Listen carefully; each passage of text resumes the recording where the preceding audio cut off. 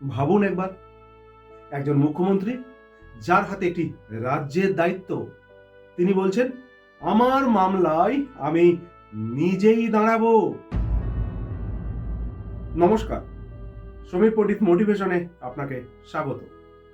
আজ আমরা এমন এক ঘটনার কথা বলবো যেটা শুধু একটি মামলা নয়, এটা নিজের ওপর বিশ্বাস রাখার লড়াইয়ের গল্প। এসআইআর সংক্রান্ত মামলায় পশ্চিমবঙ্গের মুখ্যমন্ত্রী মাননীয় মমতা বন্দ্যোপাধ্যায়ের নামে সুপ্রিম কোর্ট থেকে গেট পাস ইস্যু হয়েছে। কিন্তু এখানেই গল্প শেষ নয়, এখান থেকেই শুরু। মমতা বন্দ্যোপাধ্যায় শীর্ষ আদালতে একটি ইন্টারলোকুটরি আবেদন করেছেন। সেই আবেদনে তিনি স্পষ্টভাবে বলেছেন এই মামলায় তিনি নিজের হয়ে নিজেই যুক্তি তুলে ধরতে চান। ভাবুন একবার, একজন মুখ্যমন্ত্রী যার হাতে একটি রাজ্যের দায়িত্ব, তিনি বলছেন আমার মামলায় আমি নিজেই দাঁড়াবো। এই সিদ্ধান্তের পেছনে রয়েছে তার জীবনের আরেকটি পরিচয়।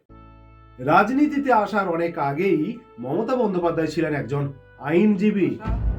আদালতের ভাষা, আইনের প্রক্রিয়া, যুক্তি আর পাল্টা যুক্তি এসব তার অচেনা নয়।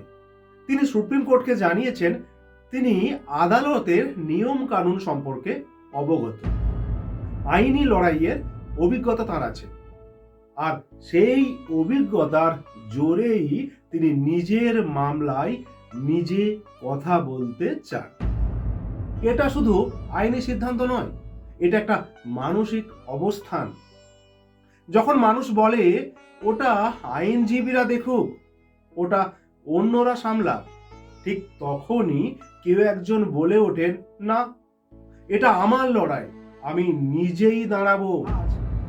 আজ সুপ্রিম কোর্টের 1 নম্বর কক্ষে প্রধান বিচারপতির নেতৃত্বে 3 বিচারপতির ডিভিশন বেঞ্চের সামনে এই মামলার শুনানি হবে। সেখানে উপস্থিত থাকবেন আইনজীবীরা, পিটিশনাররা এবং স্বয়ং বাংলার মুখ্যমন্ত্রী মাননীয় মমতা বন্দ্যোপাধ্যায়। আইন জগৎ কি বলছে? আইন জগৎ বলছে এই ঘটনা বিরল। রাজনৈতিক মহল বলছে এই সিদ্ধান্ত তাৎপর্যপূর্ণ। কিন্তু সাধারণ মানুষের কাছে এই গল্পের মানে আরো গভীর। নিজের অধিকার হলে নিজেই দাঁড়াতে হয়, নিজের লড়াই হলে ভয় পেলে চলে না। পদ নয়, সাহসী মানুষকে আলাদা করে। এই ঘটনায় মনে করিয়ে দেয় জীবনে যত বড় দায়িত্বই থাকুক, যদি নিজের ওপর বিশ্বাস থাকে তাহলে মানুষ একাই দাঁড়াতে পারে সবচেয়ে বড় আদালতের সামনে। এটাই হয়তো এই বাস্তবতার সবচেয়ে বড় শিক্ষা। এই সিদ্ধান্তকে আপনি কিভাবে দেখছেন? মতামত লিখুন কমেন্টে। আর হ্যাঁ, দেখুন যখন তখন সমীর পণ্ডিত মোটিভেশন। নমস্কার।